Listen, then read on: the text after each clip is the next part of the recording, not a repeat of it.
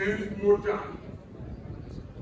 तीनों हमारे संगठन के जिले में सभी कार्यकर्ता में हमारे मंच में विराजमान हमारे उत्तर प्रदेश के पूर्व मंत्री और मध्य प्रदेश के पूर्व मंत्री और प्रदेश प्रवक्ता अर्चना जी और हमारे केंद्र में हमारे जल शक्ति मंत्री श्रीमान गजेंद्र सिंह जी शेखावत साहब और हमारे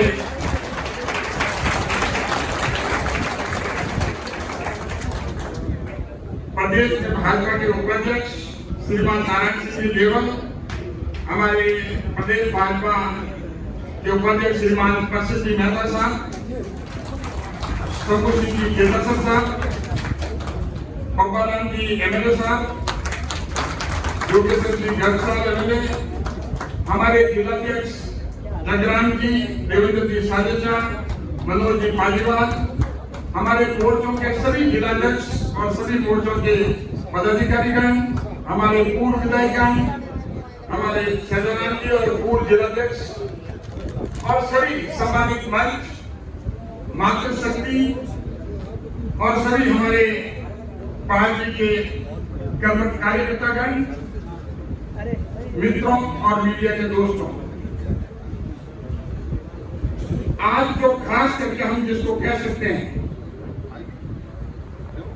कि 9 वर्ष का कार्यकाल जो अपने आप में जो काम हुए हैं पूरे देश में, चाहे कोई भी लोकसभा क्षेत्र हो, चाहे कोई भी विधानसभा क्षेत्र हो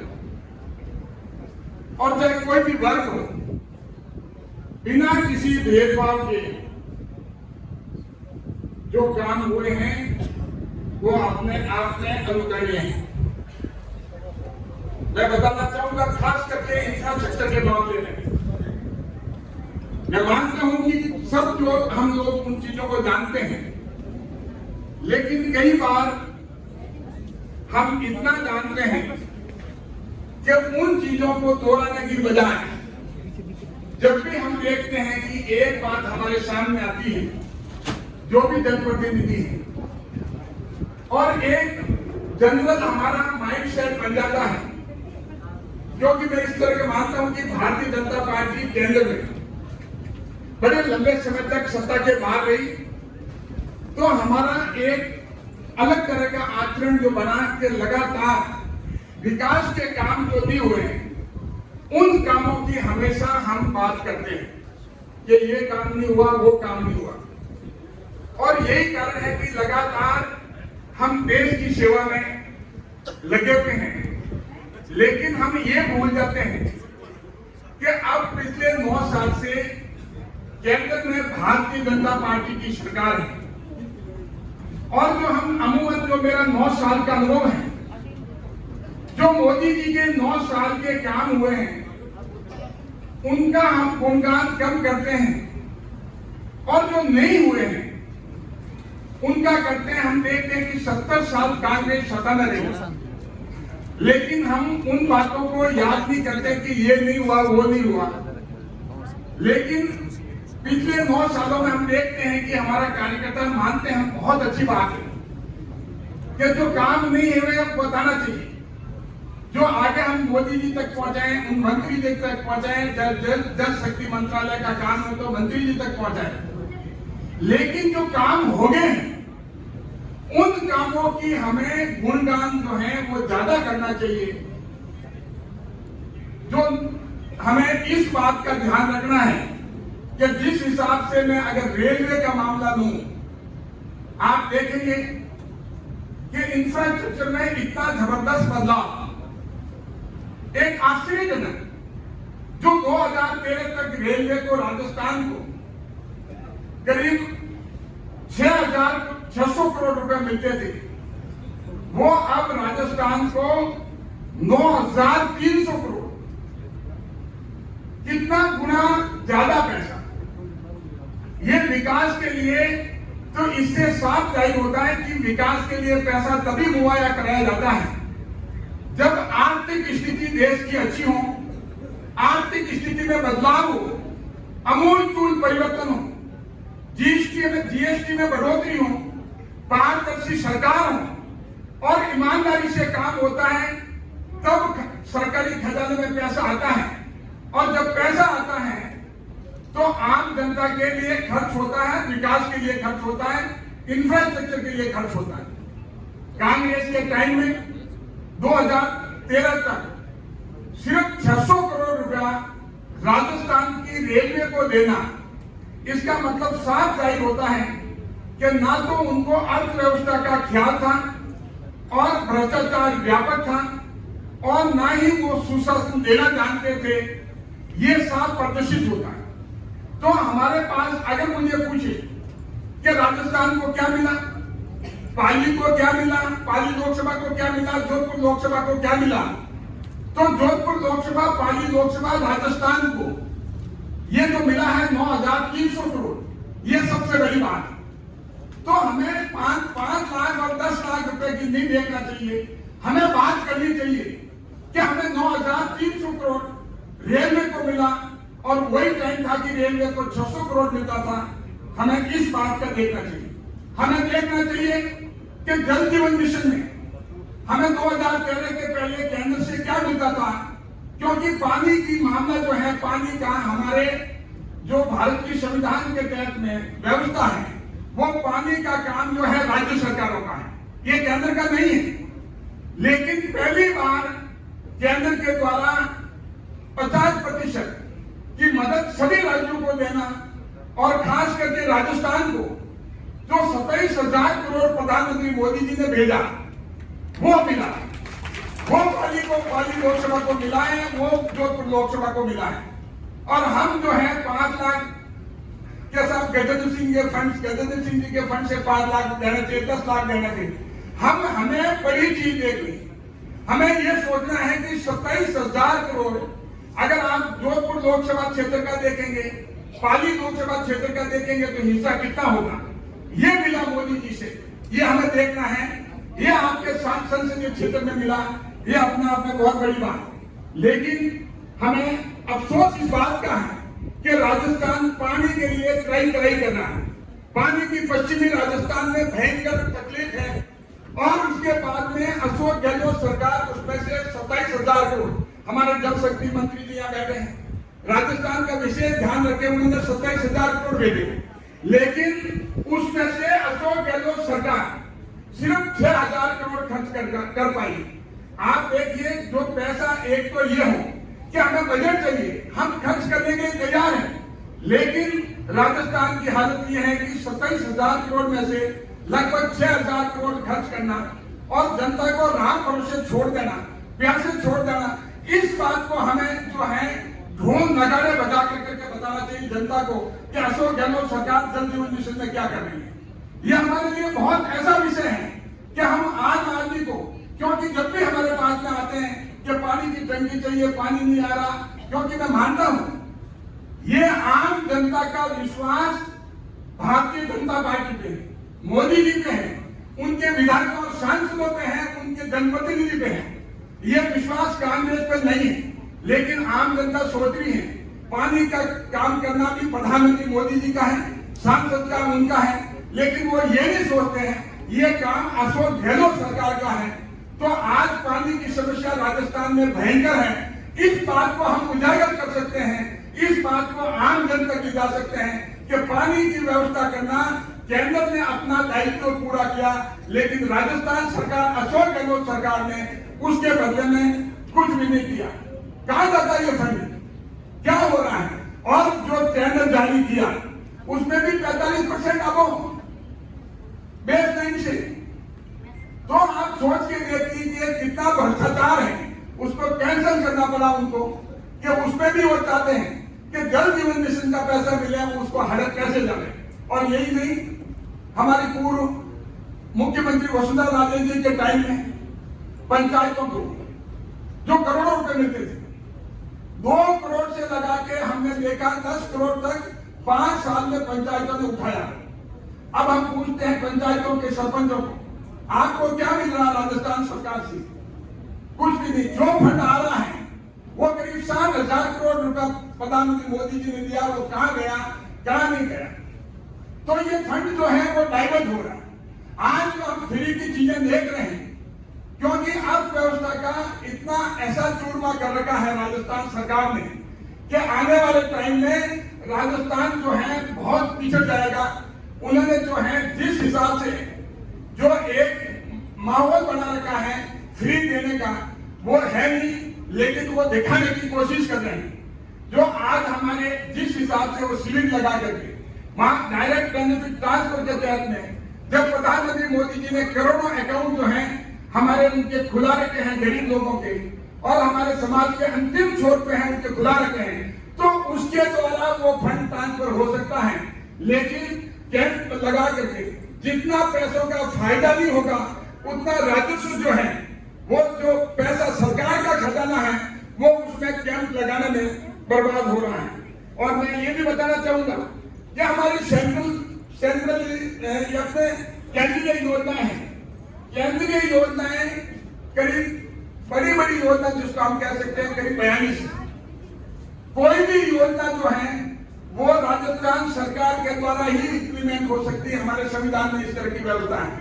लेकिन क्योंकि वो योजनाएं मोदी जी की हैं, क्योंकि उसमें पैसा जो है केंद्र सरकार देती है, उन योजना को राजस्थान सरकार की कोई भी रुचि नहीं है और उन योजना को ठंडे बस्ते में डाल रखा है।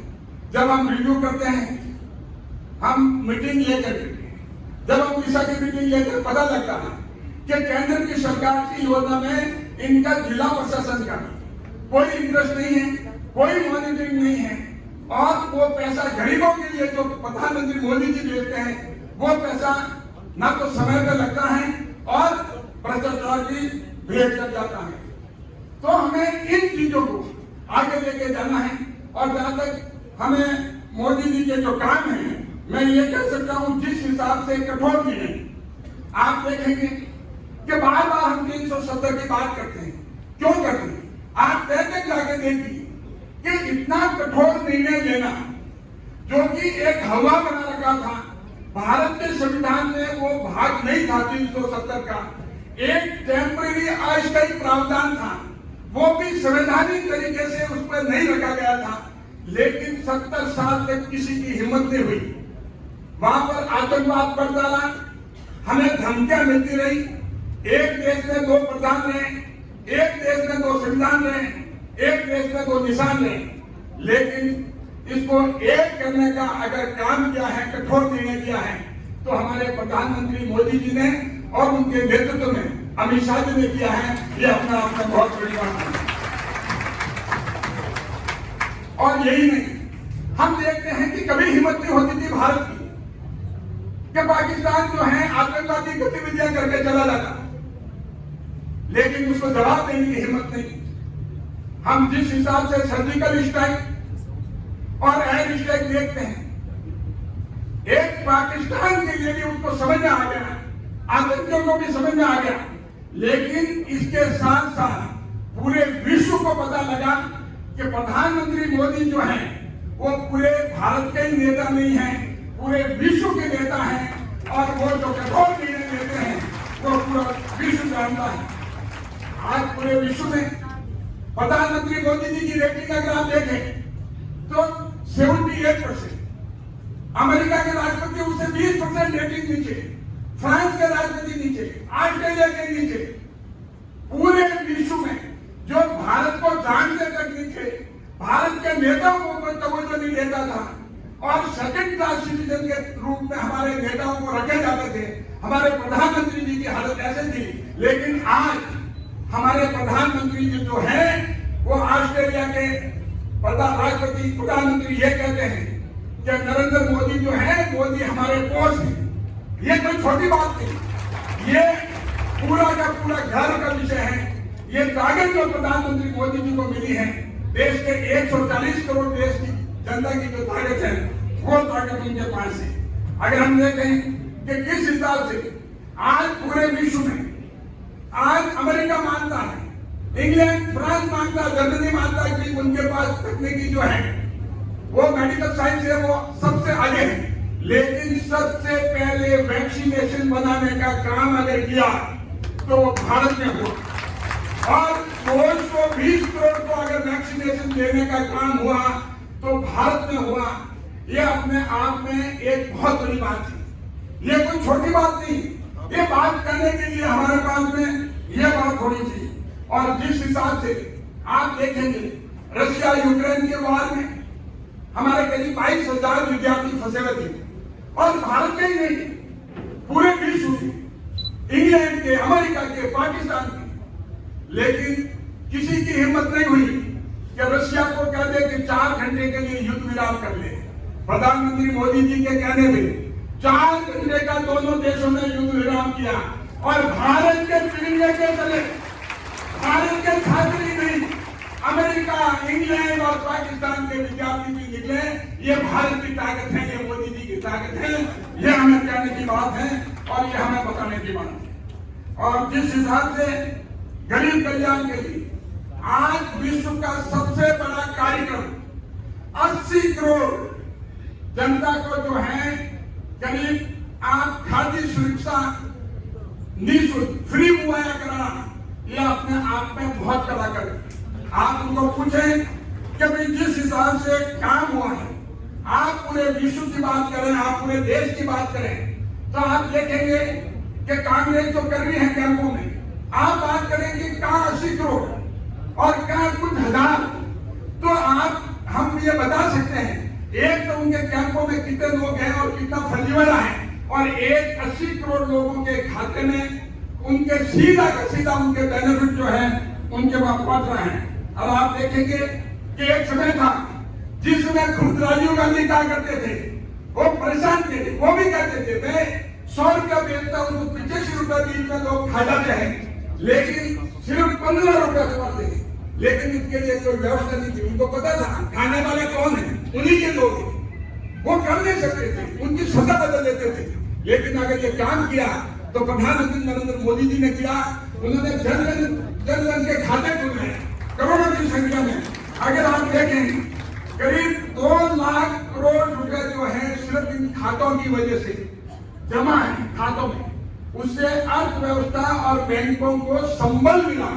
इसी वजह से पाकिस्तान की अर्थव्यवस्था डगमगा गई, श्रीलंका की डगमगा गई और अड़ोस पड़ोस कई देशों के जो है उनके डगा गई। और विश्व के जो हमारे आज जीडीपी है, ग्रोथ है, वो विश्व में ऐसे देश नहीं है।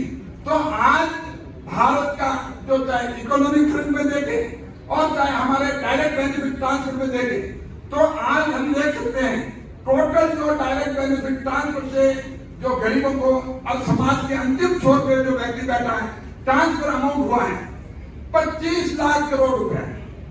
कितना? 25 लाख करोड़ ट्रांसफर हुआ। अगर ये सीधा कैश दिया जाता तो आप सोच सकते हैं कितने लाखों रुपए उसमें से भ्रष्टाचार की भेंट चढ़ जाता। लेकिन 25 लाख करोड़ रुपया डायरेक्ट बेनिफिट ट्रांसफर सीधे उनके खाते में जाना, ये बड़ी बड़ी बात है। इसको हमें समझना होगा और इसको हमें आम जन को समझाना होगा, तभी हम इस बात को आगे ले जा सकते हैं। और जिस हिसाब से मैं किसानों की बात करूं, अभी हाल ही में पूरे देश का किसान इस बात के लिए खुश है कि जो अभी हमारे मिनिमम सपोर्ट प्राइस में बढ़ोतरी हुई है, वो अपने आप में एक बहुत बड़ी बात है। और हम अगर योजनाओं की बात करें, अर्थव्यवस्था की बात करें, तो जीएसटी जो है एक पूरे देश में एक तरह का कर। पहले जीएसटी से 50-60 करोड़ का कलेक्शन होता था, अब जीएसटी से 1,70,000 करोड़ के लगभग महीने का कलेक्शन होता है। ये जो है रेवेन्यू को बढ़ाने का ये जो एक अपना विजन है, एक दूरदर्शी है प्रधानमंत्री मोदी जी की, वो अपने आप में बहुत बड़ी बात है। और दूसरा मेरे और भी बच्चे जो हैं वो राजस्थान सरकार के, जो मैं कहता हूं कि जो हमें लेकर चलना है वो उनका भ्रष्टाचार। जिस हिसाब से राजस्थान में भ्रष्टाचार का एक राजस्थान को एक अड्डा बना दिया, एक आम जन का पूरे प्रशासन में एक अविश्वास पैदा हो रहा है। जिस तरह से पेपर लीक हो रहे हैं करीब 18 बार हमारे विद्यार्थियों के साथ में, हमारे युवाओं के साथ में जो धोखा हो रहा है, और जिस हिसाब से क्योंकि हम कह सकते हैं कि जो गहलोत सरकार जो है वो हम ये कह सकते हैं कि एक घोषणावीर है, घोषणावीर है, घोषणा करने में माहिर है। तो जिस हिसाब से उन्होंने बजट में घोषणा की वो रोड़े हेडे से पड़ी है। काम इसलिए नहीं हो रहा है कि उन्होंने फंड डाइवर्ट कर रखा है। इन्हीं शब्दों के साथ आपको बहुत बहुत धन्यवाद।